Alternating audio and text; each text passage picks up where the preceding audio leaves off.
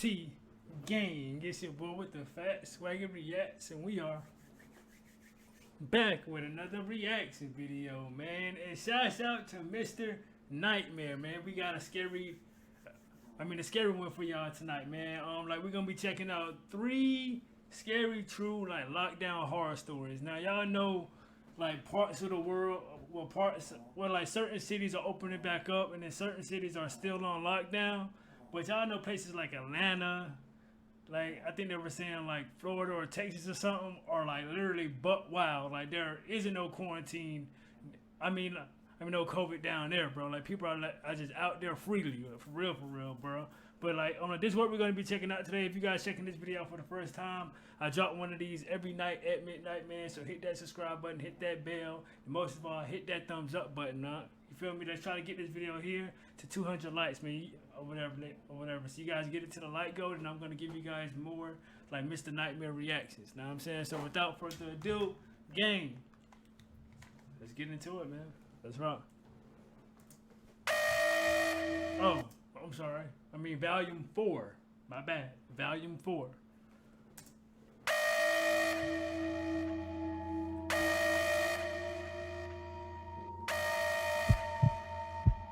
Anonymous. I work in a middle school as an 8th grade math teacher.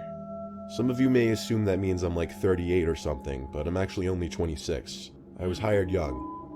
I'm not saying I'm immature or anything, just that if I was 10 or 20 years older, I may have handled things differently. Of course, this happened during a period that I was teaching a class. The math wing in our school is closest to the lobby. I remember it like it was yesterday, down to the equation I was writing on the board when the lockdown alarm suddenly sounded. It wasn't a drill. All faculty and students are taught which alarms mean what, and this was the alarm that meant go into lockdown for real, not a drill. I hurried to the door to lock it. Each door in the building has a big glass panel in it though, so the doors have little blinds that you could pull down to cover this. Even though we're supposed to pull down the blinds during lockdowns, we're also supposed to instruct students to hide in one corner of the room with the lights off. As I turned off the lights in the classroom, I told the students to go hide in the corner of the room where we would be least visible and audible from the door. I saw the lights in the hallways dim to just the backup lights, something I'd never seen before till that point. I was slightly worried because I knew this had to be serious. And like I said, the math wing is right by the lobby. My classroom is one of the first classrooms you pass as you're going through one of the 2 hallways that veer from the lobby. I was curious, so using the classroom phone, I called the front office. They didn't pick up after 4 rings, so I hung up. I wasn't endangering anyone to my knowledge because the front office is behind 2 doors and the phone wouldn't be heard from the lobby. But still, them not picking up was concerning. There was suddenly a knocking on the door, a frantic, panicked knocking, accompanied with someone on the other side of the door begging to be let in. It wasn't a student, the voice was way too deep. It sounded to me like a guy in his early 20s, if I had to guess. I went to the door quietly and saw the person's shadow on the other side of the blind. He started saying he could see me through the blind and knew I could hear him. He kept saying let me in this scared-sounding kind of whimpery voice. I looked to my students. Some of them had scared, confused looks on their faces. I signaled for them to keep quiet. Then I asked through the door, "Who's there? What's your name?" He said his name was Cody and that he was a student and needed to get into the classroom because he felt unsafe in the halls. No. When he told me this, I noticed he seemed to be trying to talk in a slightly higher pitch. I wasn't falling for it. There was no way that voice belonged to a middle schooler. Right. That's what I'm saying. Well, then again, there are some kids out there with some really deep voices, know what I'm saying? But at the same time, it's not really, not in middle school, I don't think. Know what I mean? I don't know, maybe. I ignored him and went back to the corner by the students. The guy on the other side of the door started knocking harder now, fiddling with the doorknob and then kind of thrashing at the door, all while still saying, "Help, let me in." I did my best to keep my students from screaming or freaking out. The guy eventually gave up and the noises stopped. We stayed in lockdown for half an hour before an announcement was made that police had searched the building and it was safe. So later on, faculty was given more details, and apparently some 20-something-year-old guy with long hair down to his shoulders was walking around the school with a small handgun. Whether it was a real gun or not remains unknown, but the guy was caught on camera leaving the building through a back exit, and he was found by police 2 hours later, not holding the gun. Thank God. I think I could have handled. I'm glad they caught him because, bro, listen, because again, even though, the police got him and he didn't have the gun on him. Like if he would have got into that classroom, he could have possibly used that on somebody. So, good. Handled the situation a little better. For example, not even answering the guy when he was at the door. But Right. I was so nervous that I really wasn't thinking logically. It's scary to think about what might have transpired if I opened the door for him. Exactly. Emily.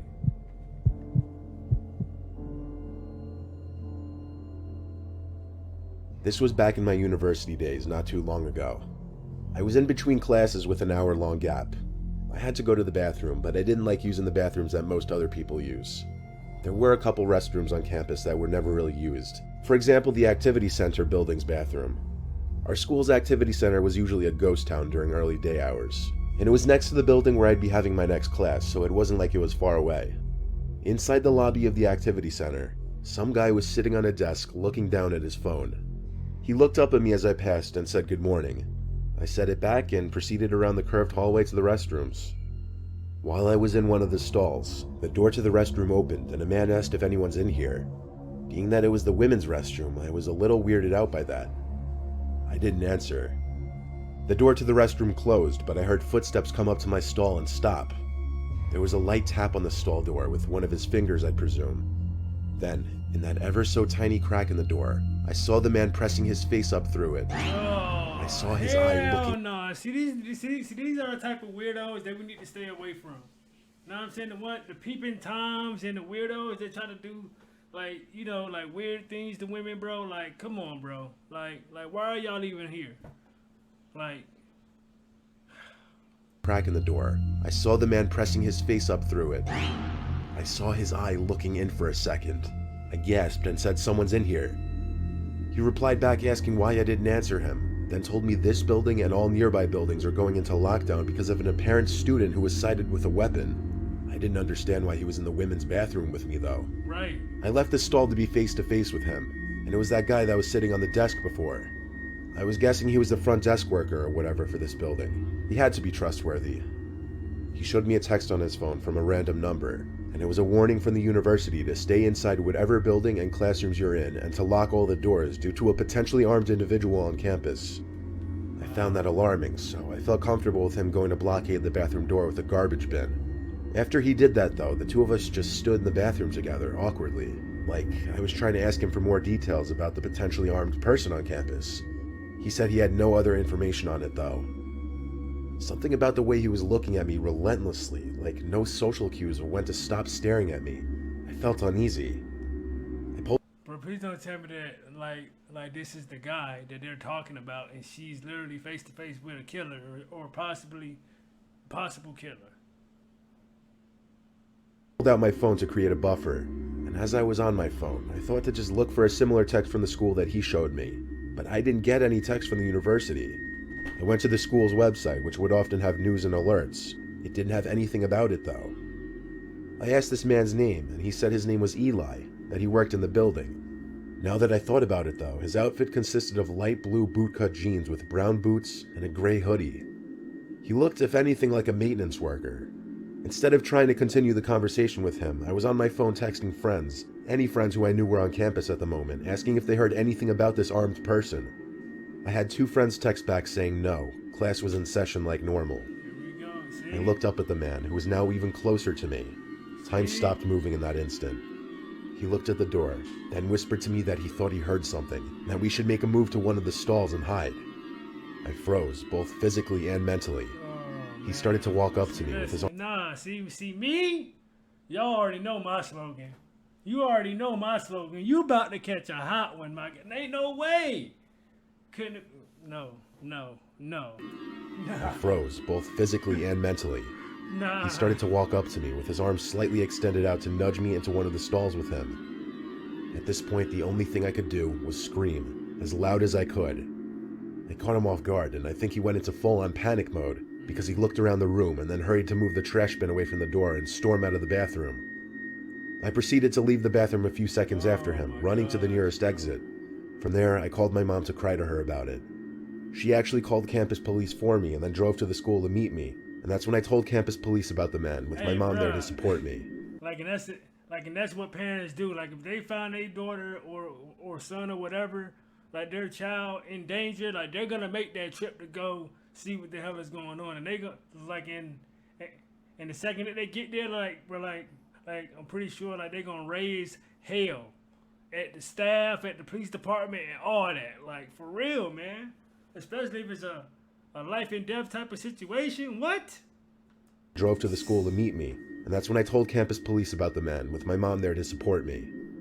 A day later, I received a call from campus police, and they said they reviewed the footage caught in the building and could confirm that man did not work at the school, and that they would do their best to find out who he was. I never received any future updates. It's crazy, bro. Alexander T. It was ninth period, the end of the school day, senior year of high school. Ninth period was one of my off periods, so my... Like senior year in high school? Oh man, boy, good old days, boy. I'm telling you. School days would be a little shorter. A couple of my friends also had their schedules set up that way. Ryan and Scott. Our third friend Tyler had off ninth period every other day. This was one of the days he didn't have off. But since it was Friday and a nice day out, we were all texting each other making plans to hit the beach. Tyler was talking about sneaking out of gym early to come with us, so we were waiting in the hallway by the gym. This hall was in the far corner of the school. The only people passing were students going to gym class. Tyler texted us that he was just going to wait till the gym teacher took attendance, then sneak back to the locker room and meet us in the hall. We waited there for a decent minute. He was taking a while for some reason. There's a set of exit doors at the end of the gym hall we were standing in. It wasn't supposed to be used as an entrance, yet here came some guy through the doors. Even though it was a really nice day out, this guy came through the two doors in the hall wearing black sweatpants and a black zipper-up hoodie with the hood over his head. He was also wearing a black backpack. We went silent as he walked past us, making a point of looking at all three of us with this dagger of a stare. Ryan stepped up and said, "What, dude? Fuck off." And the guy stopped in his tracks and turned to face Ryan and asked him if he's got a problem. Scott and I stepped in and just said forget it over and over until the guy turned and kept walking. We all agreed that guy seemed extremely sketchy. He looked like he could have been a student, but none of us recognized him.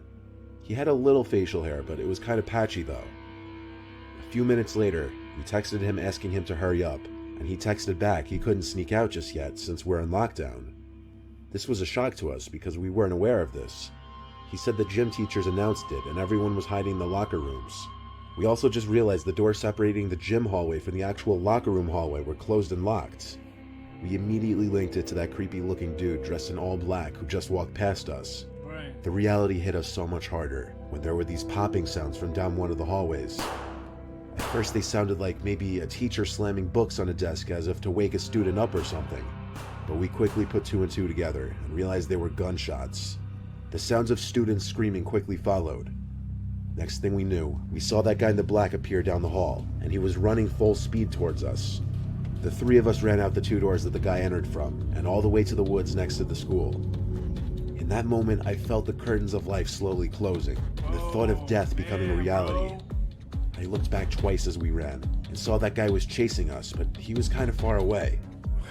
He screamed stuff at us, most of it inaudible, but I did make out him saying, "I'm gonna kill you faggots." Oh, hell We no. made it to the woods by half of the fence that surrounds the perimeter of the school, and when we had a nice shield of trees covering us from view, we stopped to catch our breath. We decided to wait it out, laying flat on the ground to avoid detection. We then heard footsteps nearby. They got louder and louder until I could see him running through the woods looking for us. He ran further away from us, not noticing us, and when he was out of sight, we all agreed to run for it back to the senior parking lot. Wow. Between the running and the shock of the near-death experience we just had, I don't know how I didn't vomit. We got to my car and I drove all three of us to my house. Obviously the beach idea was out the window now. It later blew up on social media in our high school class group chat that one of the new teachers was shot by the guy and was sent to the hospital in an ambulance. He survived, but everyone thought he was going to die considering he got shot twice. No one knows who that guy was or why he targeted that one specific teacher. I'm sure he went after us because Ryan antagonized him. He probably waited to come back for us, or Ryan specifically, because he didn't want to alert the whole school with a gunshot. Who knows though? But that wouldn't have really mattered anyway, because the school was already tipped off by a nearby house about him because he was seen pissing on their property before going to the school. What? Not to mention the way he was dressed on an 80-degree day. Wow, I consider this a near-death experience, and I count my lucky stars I survived. Bro, you gotta be aware of your surroundings, the type of season it is. Cause listen, if it's 100 degrees and you see a person wearing all black with a hoodie on, like, come on, bro. He's obvious up to something. Like, you know, like to no good, bro. Like, please, like, be cautious of your surroundings, man. Be safe. Help each other out at times, man, and just make sure you guys are always on point, bro. Cause there are some crazy people out here, like, and they will literally strike at any given time, bro. Like the moment you show a hint of like weakness or anything, man. But shouts out to like Mr. Nightmare, man. Like that was real dope. You know what I'm saying? Like that was like one of his best ones he put out yet or whatever. Cause I think I did like volume 3 already and volume 2. I think so, but I could be wrong. But let me know what you guys thought about this reaction. Like which number was scariest to you guys, and make sure you guys are tuned in tomorrow when I drop another one at midnight, man. So make sure you guys are here. Hit that subscribe button. Like get this video here to 200 likes. I definitely got y'all, man. And SRT gang, I am out this thing, man.